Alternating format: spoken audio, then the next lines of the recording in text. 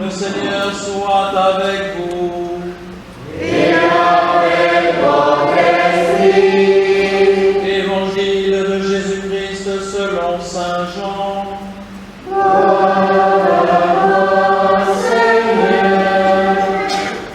En ce temps-là, Jésus disait à ses disciples: que votre cœur ne soit pas bouleversé.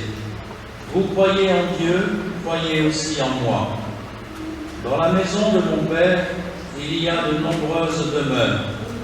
Sinon, vous aurais-je dit: je pars vous préparer une place. Quand je serai parti vous préparer une place, je reviendrai et je vous emmènerai auprès de moi, afin que là où je suis, vous soyez vous aussi. Pour aller où je vais, vous savez le chemin. Thomas lui dit: Seigneur, nous ne savons pas où tu vas. Comment pourrions-nous savoir le chemin? Jésus lui répond: moi, je suis le chemin, la vérité et la vie. Personne ne va vers le Père sans passer par moi. Puisque vous me connaissez, vous connaîtrez aussi mon Père. Dès maintenant, vous le connaissez et vous l'avez vu. Philippe lui dit: Seigneur, montre-nous le Père, cela nous suffit. Jésus lui répond: il y a si longtemps que je suis avec vous et tu ne me connais pas, Philippe? Celui qui m'a vu a vu le Père. Comment peux-tu dire: montre-nous le Père? Tu ne crois donc pas que je suis dans le Père et que le Père est en moi? Les paroles que je vous dis, je ne les dis pas de moi-même. Le Père qui demeure en moi fait ses propres œuvres. Croyez-moi, je suis dans le Père et le Père est en moi. Si vous ne me croyez pas, croyez du moins à cause des œuvres elles-mêmes. Amen, amen, je vous le dis. Celui qui croit en moi fera les œuvres que j'ai faites. Il en fera même de plus grandes, parce que je pars vers le Père. Acclamons la parole de Dieu. Louange à toi, Seigneur.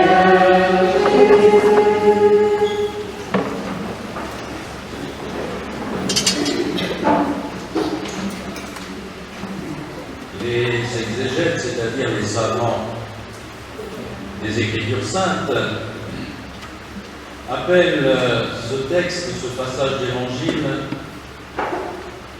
le premier discours d'adieu du Christ à ses disciples. Vivre un adieu, une séparation définitive, c'est souvent difficile. Ça a été certainement le cas de la famille, des parents de la petite Léa. Et c'est parfois délicat. Aussi, il vaut mieux préparer ceux qui ont à le vivre. Et c'est ce que Jésus fait avec ses disciples. Il insiste sur le fait que son départ sera profitable à ceux qu'il aime, puisqu'il ira leur préparer une place auprès de son Père. Mais les disciples ne font pas trop attention à cela, ou ne le comprennent pas. Eux ne pensent qu'au départ, et ils en sont profondément bouleversés. Qu'allons-nous devenir? Comment allons-nous nous débrouiller? Nous ne pourrons pas nous passer de toi. Nous ne serons pas en mesure de continuer ce que nous avons entrepris ensemble. Tu étais notre guide, nous ne saurons plus où aller. Tu étais notre maître à penser, nous ne saurons plus à qui nous fier et nous confier. Tu étais notre raison de vivre. Comment pourrons-nous vivre encore? Jésus prend alors le temps d'expliquer à ses amis que leur peur, leurs craintes ne sont pas fondées, car il est pour eux et pour toujours le chemin, la vérité, la vie. Jésus s'applique à leur faire comprendre et à nous faire comprendre que son éloignement n'est pas un abandon et qu'ils posséderont tout ce dont ils ont besoin pour continuer à vivre de son message. Qu'ils pensent à lui, qu'ils se rappellent son enseignement, qu'ils lui restent spirituellement attachés. Ils verront alors qu'ils ne sont pas abandonnés. Les disciples ont du mal à saisir ces paroles, ces propos de Jésus.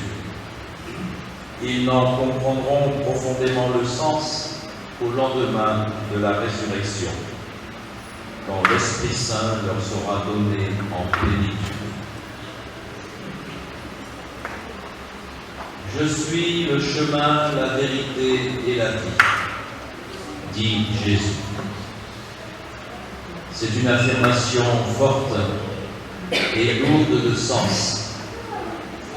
Dans la plupart, sinon dans toutes nos Bibles, les mots chemin, vérité et vie sont écrits avec une majuscule pour dire que Jésus est l'unique chemin qui conduit au Père, pour spécifier, pour préciser qu'en lui seul se trouve la plénitude de la vérité, pour proclamer que personne d'autre que lui ne peut faire vivre abondamment, éternellement.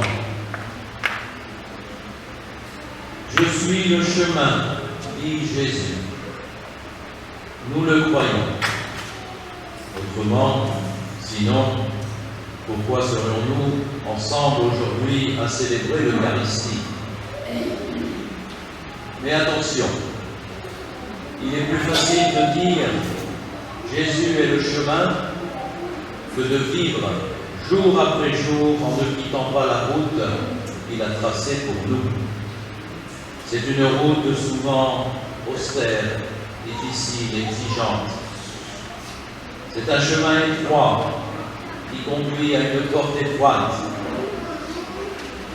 Alors, posons-nous la question, Jésus est-il vraiment notre chemin? Prenons quelques instants pour y penser.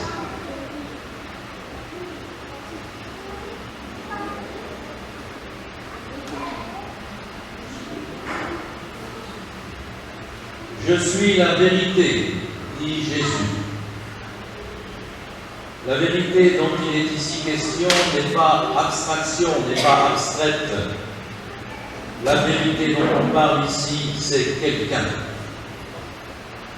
C'est en se rapprochant de Jésus, en se liant à lui, en communiant à sa pensée, en agissant comme il l'a fait, que nous accédons peu à peu à la vérité qu'il enseigne, à la vérité qu'il est. Il faudrait pouvoir en venir à dire « Je sais que le christianisme est vrai et dit vrai. Je suis convaincu que le Christ est la vérité parce que j'en ai fait personnellement l'expérience. » La vérité de l'enseignement de Jésus ne se trouve pas dans les livres.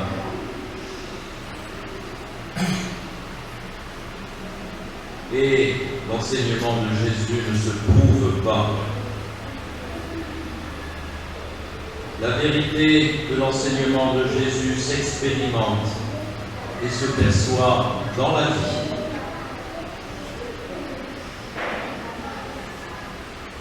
Posons-nous la question, avons-nous personnellement expérimenté que Jésus est la vérité et que son enseignement est vrai? Prenons quelques instants de silence pour y penser.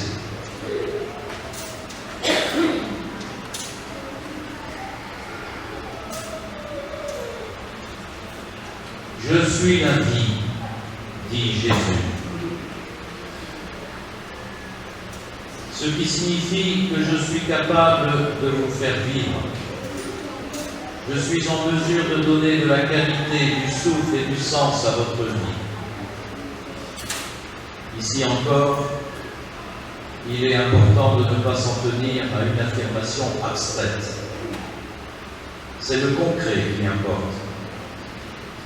Pensons à l'apôtre Paul. Il a osé prendre au sérieux l'enseignement du Christ. Il a décidé de vivre à fond avec ce ressuscité qu'il avait jeté en bas de son cheval sur le chemin de Damas. Il s'y est mis avec amour, avec passion. Ce qui l'a conduit à dire « Ce n'est plus moi qui vis, c'est le Christ qui vit en moi ». Est-ce que nous pouvons prononcer une phrase semblable ? Ce n'est plus moi qui vis, c'est le Christ qui vit en moi. Nous est-il arrivé, un jour ou l'autre, ne serait-ce qu'un seul jour, de pouvoir prendre à notre compte la phrase de saint Paul ? Pensons-y quelques instants.